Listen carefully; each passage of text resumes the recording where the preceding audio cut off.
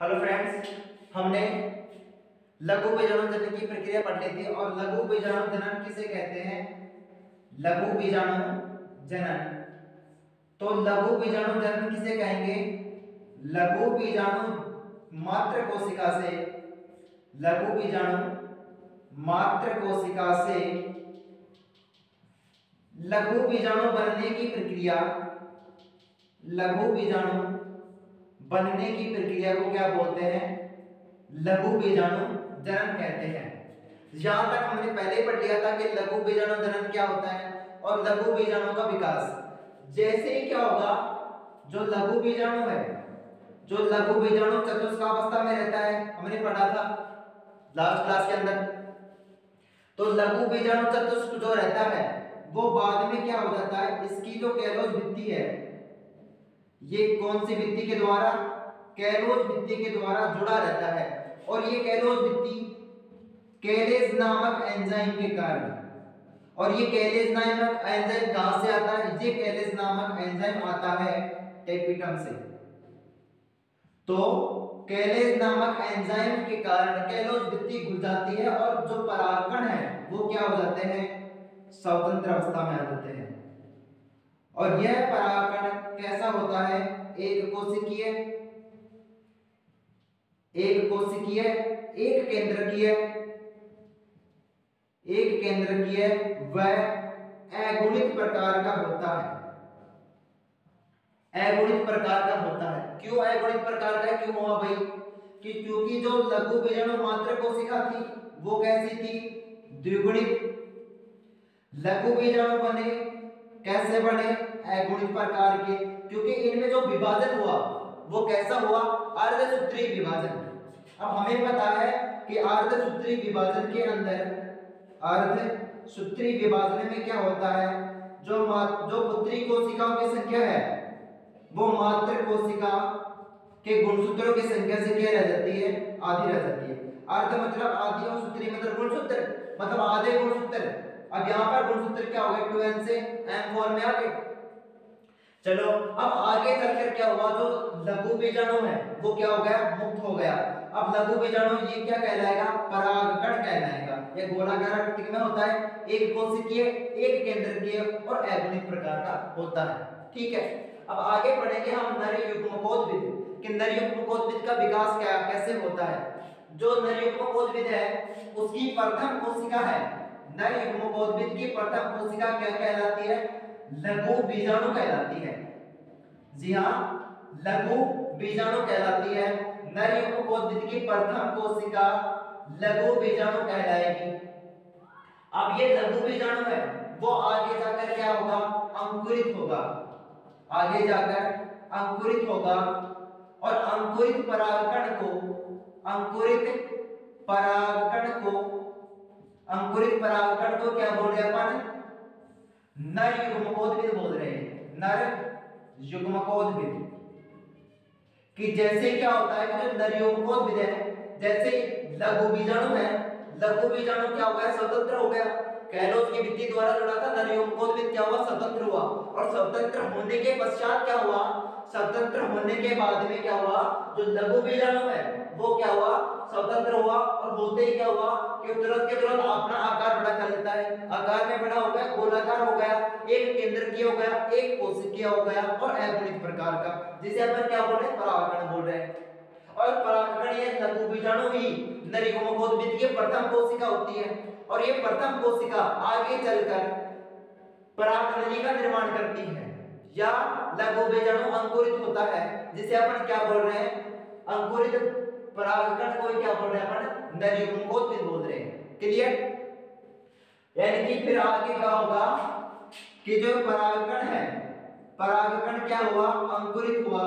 और अंकुरित होने के पश्चात में, अंकुरित होने के पश्चात में इसमें दो नर युग्मक बनते हैं। ठीक है, दो नर युग्मक बनेंगे और दोनों ये जो स्टेज जो दिख रही है वो क्या दिख रही है हमें? नर युग्मकोद्भिद की स्टेज दिख रही है। नर युग्मकोद्भिद है, आगे नर युग्मकोद्भिद है, उसके अंदर परागकण या लघु बीजाणु की क्या आएगी? संरचना आएगी। परागकण की संरचना बोल दो या लघु बीजाणु की संरचना बोल दो।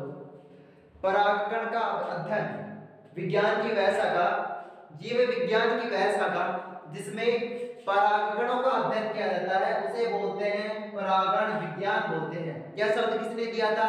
यह शब्द हाइट व विलियम्स नामक वैज्ञानिक द्वारा दिया गया है। ठीक। प्रत्येक परागकण दो आवरणों द्वारा क्या होता है? घिरा होता है।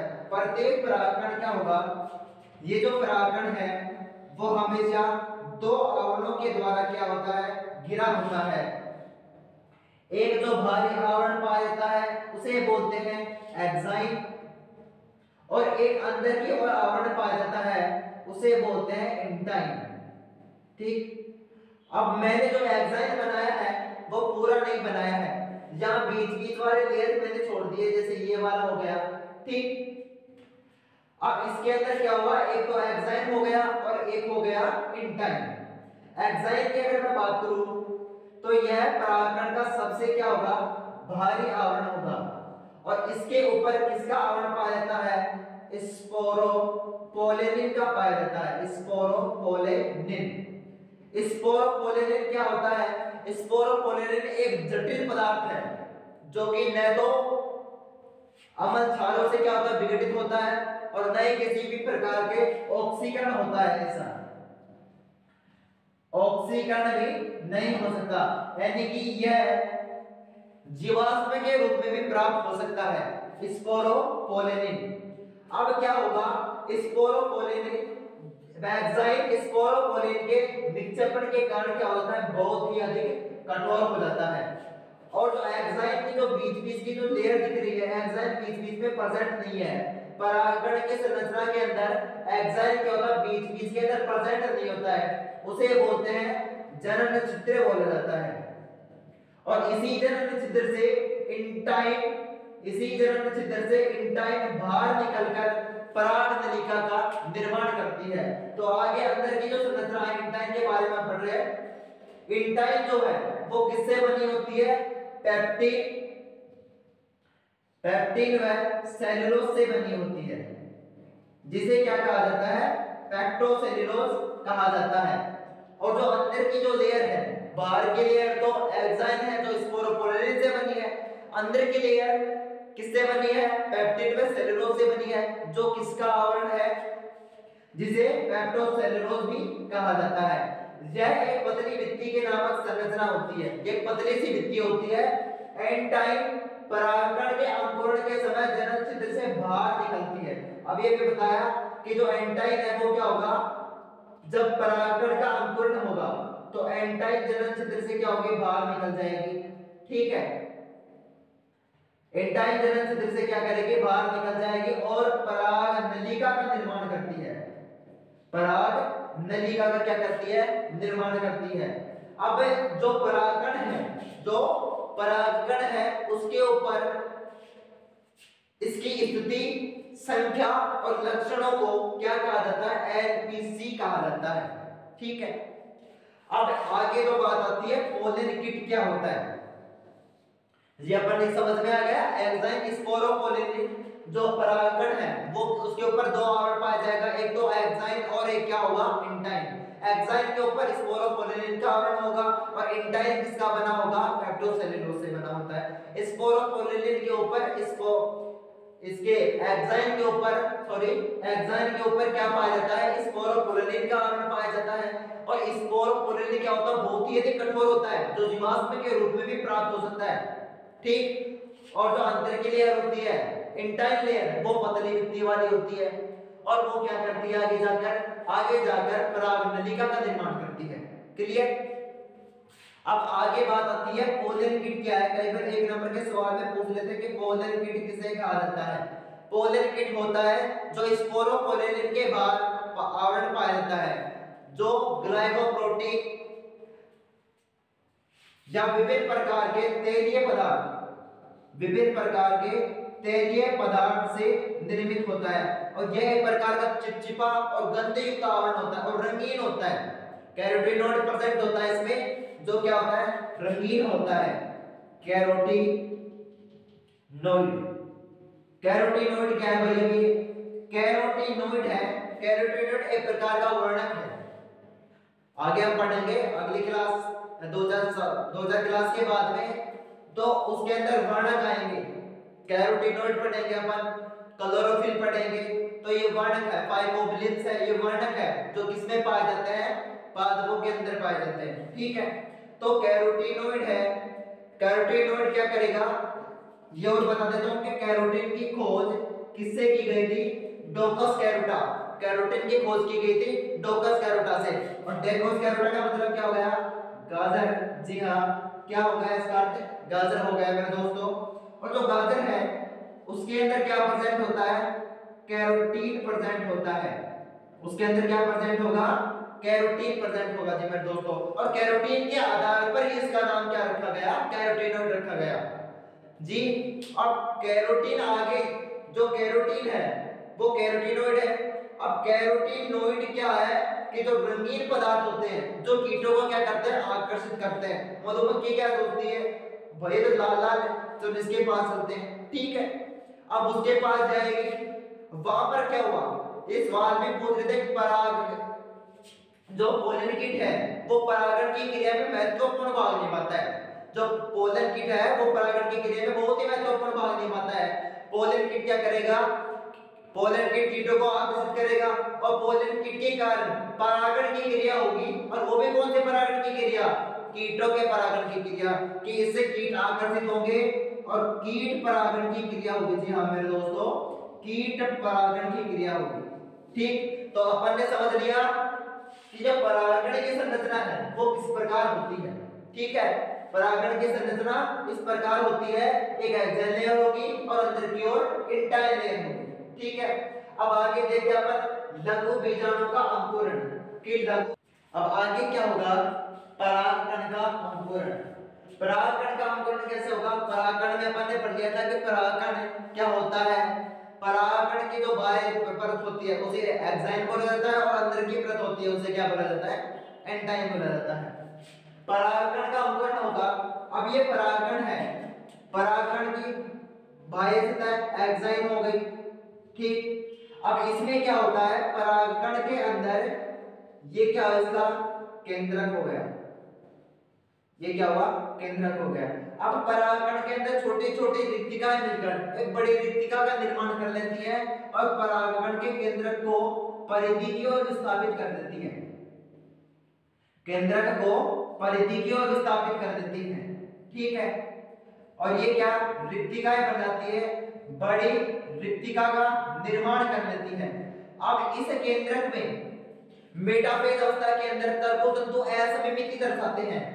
मेटाफेज अवस्था के अंदर, मेटाफेज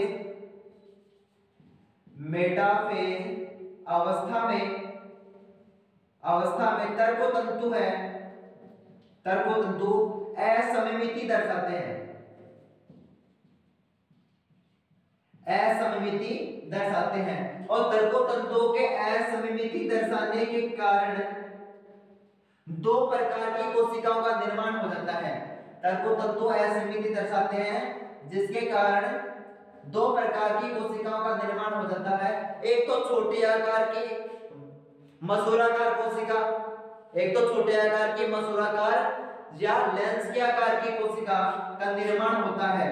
जी हाँ मेरे दोस्तों, एक तो लेंस के आकार की छोटी कोशिका का निर्माण होता है, जिसे अपन जनन कोशिका कहते हैं, जिसे जनन कोशिका कहा जाता है। और एक बड़े आकार की कोशिका का निर्माण होता है जिसे क्या कहा जाता है, कायिक कोशिका, कायिक कोशिका कहा जाता है। और ये जनन कोशिका और कायिक कोशिका क्या होती है, जनन कोशिका एक छोटी लेंस के आकार की कोशिका होती है, छोटी लेंस के आकार की, लेंस या मसूराकार कोशिका होती है, जो किससे बनी है, जो परागकण का केंद्रक है उसमें क्या हुआ, मेटाफेज अवस्था के अंदर तर्कोतंतु जो है असममिति दर्शाए। और एक पादप है पोडोस्टेनोन पादप है, पोडोस्टेनोन, पोडोस्टेनोन के अंदर क्या होता है, पोडोस्टेनोन, पोडोस्टेरोन में क्या होता है, जो तंतु है वो असममिति नहीं दे सकते, और असममिति नहीं दर्शाने के कारण उनमें दोनों के दोनों कोशिकाएं लेंस के आकार की, जो कोशिका की बात कर रहे हैं अपन, और एक छोटे आकार की कोशिका, बड़े आकार की कोशिका, तो उनके अंदर क्या होगा, जो जनन कोशिका है और कायिक कोशिका है, दोनों में क्या होगा, समान प्रकार की गोलाकार कोशिकाएं बनती है। ठीक है, तो ऐसे क्या हुआ, जनन कोशिका और कायिक कोशिका का फॉर्मेशन हुआ। अब आगे जाकर जो परागकण है वो किसका निर्माण कर लेते हैं, एक तो कायिक कोशिका और एक छोटे आकार की लेंस के आकार की कोशिका जिसे जनन कोशिका बोलते हैं, दोनों का निर्माण कर लेते हैं। अब कायिक कोशिका क्या होती है, यह बड़े आकार की होती है। यह क्या होती है हमें पता है, जो क्या होगा, ये बड़े आकार की कोशिका, पहले बता दिया था कि छोटे आकार की और एक बड़े आकार की कोशिका बनती है, तो ये ऊपर की ओर बड़े आकार की कोशिका बनी, जिसे क्या बोल रहे हैं, कायिक कोशिका। यह कायिक कोशिका क्या होती है, प्रारंभ में तो क्या होती है, गोलाकार होती है, लेकिन बाद में क्या हो जाती है, अनियमित आकृति की हो जाती है। इसका केंद्र, इसमें क्या होगा, केंद्र के अंदर केंद्रिका भी पाई जाएगी। ठीक है, और इस कायिक कोशिका के अंदर माइटोकॉन्ड्रिया, डिप्टियोसोम, राइबोसोम आदि पदार्थ भी क्या होंगे, इसमें आदि कोशिकांग भी पाए जाएंगे। वह आरएनए व प्रोटीन की मात्रा भी क्या होती है, इसके अंदर प्रेजेंट होती है। और सबसे खास बात क्या है इसकी, कि स्टार्च और वसा इसमें प्रचुर मात्रा में पाए जाते हैं। स्टार्च व वसा इसमें प्रचुर मात्रा में पाए जाते हैं। स्टार्च व वसा प्रचुर मात्रा में पाए जाते हैं। दूसरी बात करें अपन जनन कोशिका की, यह कोशिका लेंस के आकार की होती है। पहली बात कर लेते कि यह कोशिका मसूराकार या लेंस के आकार की होती है। इसके अंदर में माइटोकॉन्ड्रिया, एंडोप्लाज्मिक रेटिकुलम, राइबोसोम आदि प्रेजेंट होता है, लेकिन इसके अंदर खाद्य पदार्थों का क्या होता है, अभाव होता है, और क्रोमेटिन पदार्थ में डीएनए की मात्रा भी प्रेजेंट होती है। लेकिन इसमें क्या होता है, जो साइटोप्लाज्म है, कोशिका द्रव्य है, उस कोशिका द्रव्य में क्या होता है, उस कोशिका द्रव्य की मात्रा क्या होती है, कम होती है। ठीक है, और पहले वाली जो कायिक कोशिका है उसके अंदर साइटोप्लाज्म की मात्रा क्या होती है, प्रचुर मात्रा में पाई जाती है। अब किसका निर्माण हो गया, कायिक कोशिका का निर्माण हो गया और एक जनन कोशिका का निर्माण हो गया। अब दोनों के निर्माण के पश्चात क्या होगा, नर युग्मकों का निर्माण होगा। दोनों के पश्चात क्या होगा, नर युग्मकों का निर्माण होगा। यहां तक अपन ने पढ़ लिया। अब आगे जाकर क्या होगा, नर युग्मकों का निर्माण होगा। अब नर युग्मकों का निर्माण कैसे होता है, नर युग्मकों का निर्माण पहले अपन ने पढ़ा परागकण की संरचना, फिर बाद में पढ़ा लघु बीजाणु का परिवर्तन या परागकण का परिवर्तन या नर युग्मकोत्पत्ति का परिवर्तन। ठीक है, अब इसके बाद में क्या पढ़े अपन, नर युग्मकों का निर्माण। अब क्या होता है कि जो नर युग्मकों का निर्माण है वो परागण के पूर्व, कईयों में क्या होगा, परागण के पश्चात तुरंत के तुरंत क्या होता है, नर युग्मकों का निर्माण हो जाता है। जैसे अपन बात करें कि ये क्या है, ये क्या हो गया, परागकोश हो गया, और ये क्या हो गई, वर्तिका हो गई।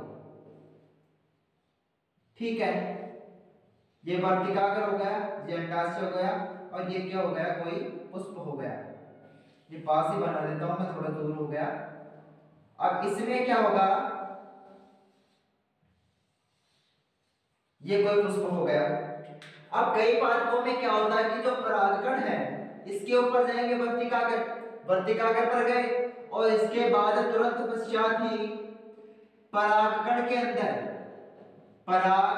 अंदर ही किसका निर्माण हो जाता है, नर युग्मकों का निर्माण हो जाता है।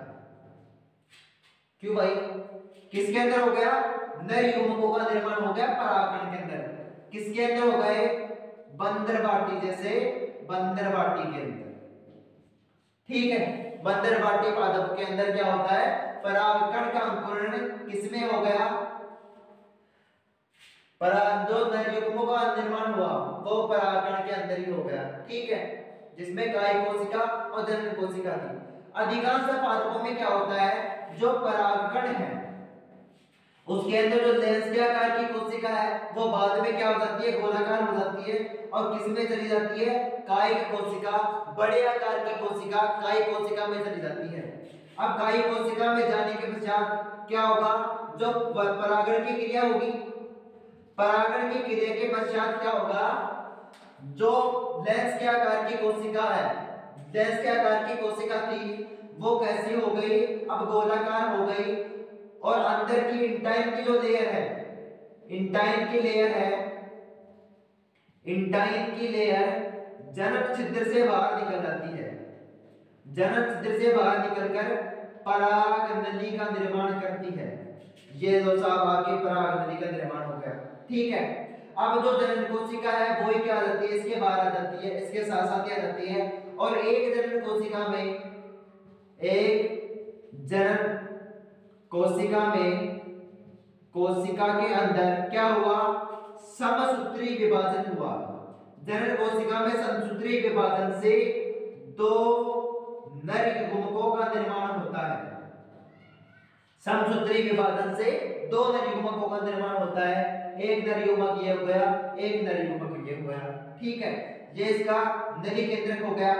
तो परागकण के अंकुरण के अंदर क्या हुआ, लेंस के आकार की कोशिका काय कोशिका में गई और काय कोशिका के अंदर जाने के पश्चात क्या होगा, जो इंटाइन के लेयर है वो बाहर की ओर निकलेगी और जो जनन कोशिका है वो भी पराग नलिका के अंदर चली जाएगी, जिसमें क्या हुआ, समसूत्री विभाजन से दो नर युग्मकों का निर्माण हुआ।